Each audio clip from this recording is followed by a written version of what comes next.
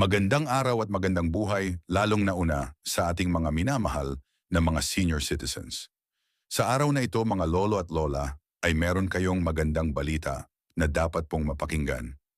By the way, ako po pala si Rel Menostano at sa araw po na ito ay meron tayong pag-uusapan na content na mangyayari po sa October 20, 2025. Ano ba ito? Attend sa lahat ng mga senior citizens. Social Pension October 20, 2025 PO Schedule. Aing alamin ang kumpletong detalye sa balitang ito. Ang mga kukuhanin ninyong balita ngayon una ang mga lugar kung saan may magaganap na payout sa social pension for indigent senior citizens. Pangalawa, saan po ba magaganap ang inyong payout? Pangatlo, ano ang oras ng inyong payout? Pang-apat, ano ba ang kumpletong mga requirements na dapat mong i-ready? Panglima, mga kumpletong dagdag kaalaman para po sa inyo. Inaanyayahan kita na tapusin mo ang video na ito hanggang sa dulo ng sagayon. Makuha mo ang punto ng video ko ito. At kung gusto mo ang ganitong content na pinag-uusapan ang payout ng ating mga senior citizens, ang benepisyo ng ating mga senior citizens, at iba pang bagay patungkol po sa ating mga minamahal na senior citizens, ay subscribe mo na ang aking YouTube channel. Dahil araw-araw po akong nag-a-upload ng mahalagang content para po sa ating mga minamahal na mga senior citizens. At kung gusto mo na maging updated ka sa mga videos na i-upload ko pa dito sa aking YouTube channel, ay i-bell notification mo na. Dahil kada upload ko, mano-notify ka at malalaman mo kung ano na ang magandang balita or ganap sa inyo pong payout, sa inyong mga benefits at iba pang magandang balita na para po sa inyo. At sa punto pong ito, hindi ko napapatagalin pa na pag-uusapan ng mga bagay patungkol po dito. Alint ating usap, unahin natin ang Davao City dahil sa October 20, 2025 ay meron pong magaganap na payout sa 8 cask hanggang 12 po ng tanghali. Ito po ay para sa mga unclaimed or hindi pa nakuha ng mga pensyon ng ating mga minamahal na senior citizens at inyo pong makukuha ang inyong pensyon sa District Hall, Gumamela Street, Barangay Mintal, Davao City. Ngayon naman po ay pupunta tayo sa probinsya ng Occidental Mindoro sa munisipalidad ng Santa Cruz dahil meron pong magaganap na payout sa mga senior citizens. Ang barangay pinagurilan na may 547 questioners. Ang oras po ng inyong payout ay Oyo Waya Warnetang, 11 ng umaga sa Bagong Sikat Covered Court. Ang kasunod diyan ay ang Lumang Bayan na may 170 mga pensioners. Ang oras po ng inyong payout ay magaganap sa isang hanggang traming po ng hapon. At doon lang po yan sa Lumang Bayan Elementary School ang inyo pong out venue. Ngayon po ay pupunta tayo sa Barangay Dacodo dahil meron pong magaganap na payout sa social pension for indigent senior citizens. At ito po dapat niyo po itong malaman ating pag-uusapan. Sabi dito, ang iyo pong payout ay morning lamang po. Ibig sabihin mula alas 7 o alas 8 ng umaga hanggang alas 11 ng umaga po. At pupunta po kayo sa Oscar Office of Sinan. Ito po ay para sa mga hindi pa nakuha ng mga pensyon. Sa mga hindi pa po nakakuha, pumunta lang po kayo sa na-mention ko po na lugar kung saan kayo pupunta na sa gayon, makuha nyo na po ang inyo pong payout. At kasunod po dyan ay ang munisipalidad ng Buena Vista sa probinsya na po ng Guimaras dahil meron pong magaganap na payout sa social pension for indigent senior citizens. At ito po atin pong pag-uusapan. Medyo maraming po ito sa Barangay Maclay na may 100 at siyam na pensioners. Sa Barangay Nazareth na may 130 pensioners. Ang inyo pong payout ay magaganap po sa Barangay Maclean Covered Court 10 hanggang 12 ng tanghali. Sa hapon po ito, yung mga barangay New Poblacion na may 305 pensioners.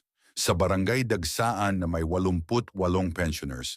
Sa barangay, dalawa lang pala sa New Barangay, Poblacion Covered Court Gymnasium po ang inyo pong payout at magaganap po yan sa 1 hanggang 30 ng hapon.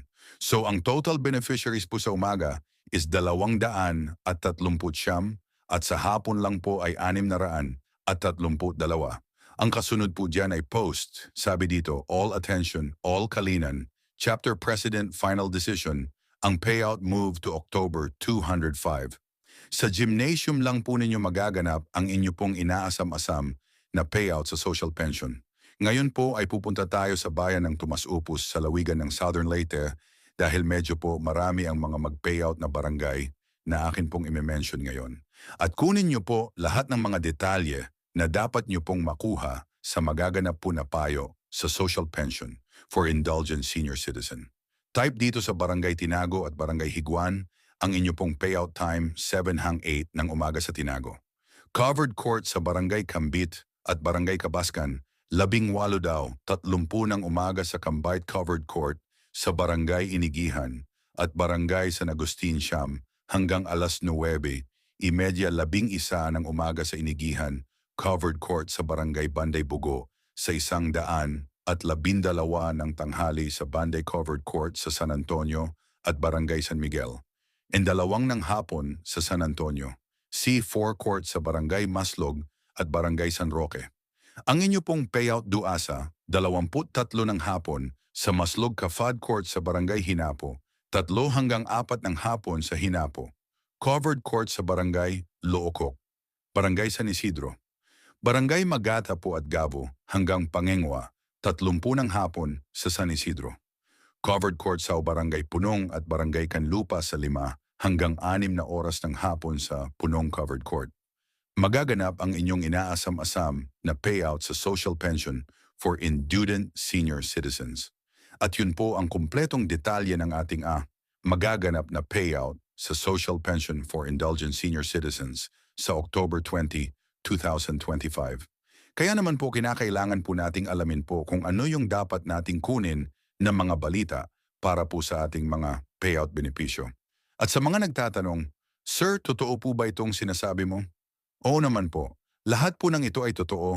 Lahat po ng ito ay mangyayari dahil ang Social Pension for Indolent Senior Citizens ay isa pong ganap na batas para po sa ating mga senior citizens na wala pong tinatanggap na pensyon, masasakitin at wala pong support galing sa kanilang pamilya at wala pong tinatanggap na sahod. So yan po ang mga qualified senior citizens. Kapag ikaw po ay ganyan, pwede ka pong mag-apply pumunta sa inyong pinakamalapit na Oscar at tanungin niyo po ang process or naka-upload na ako ng process niyan.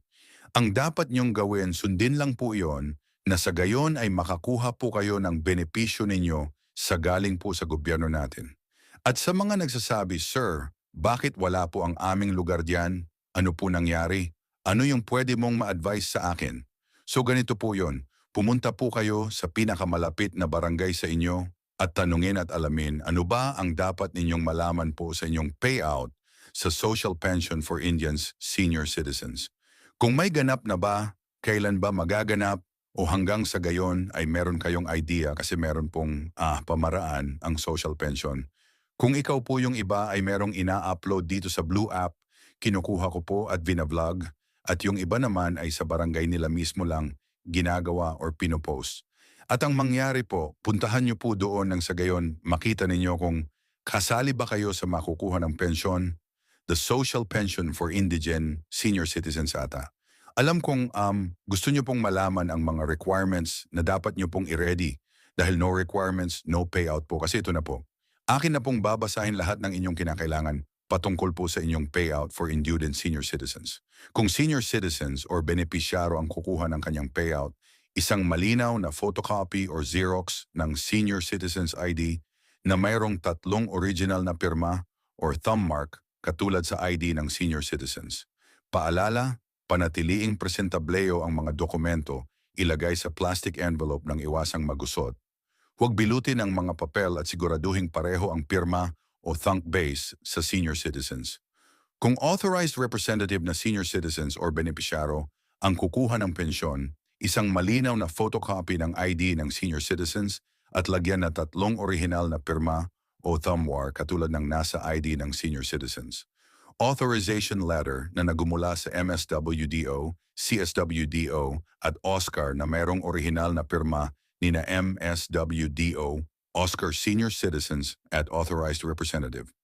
Isang malinaw na photocopy ng government-issued ID gaya ng SS, updated PhilHealth ID, Barangay ID, UMID Voters ID, updated voter certification, updated police clearance ng Authorized Representative at lagyan ng 3 orihinal na pirma o thumb mark katulad ng ipapakitang ID. Paalala, siguraduhing pareho ang lagda at home mark ng senior citizen benepisaryo at authorized representative base sa kopya ng government-issued ID na pinenta. Kumpletuhin ang mga hinihing nag-dark sa authorized letter.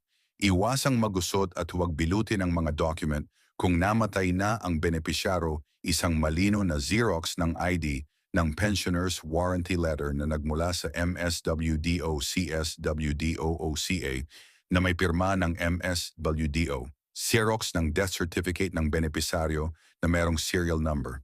Isang malinaw na photocopy ng government is ID, gaya ng SS, updated FHID, updated barangay ID, humid voters ID, updated voter certification at updated police clearance ng authorized representative at lagyan ng 3 orihinal na pirma o thumb mark katulad ng pinapakitang ID. Paalala, kumpletuhin ang mga hinihing lagda o thumb mark sa warranty letter at iwasang maggusot at huwag bilo mga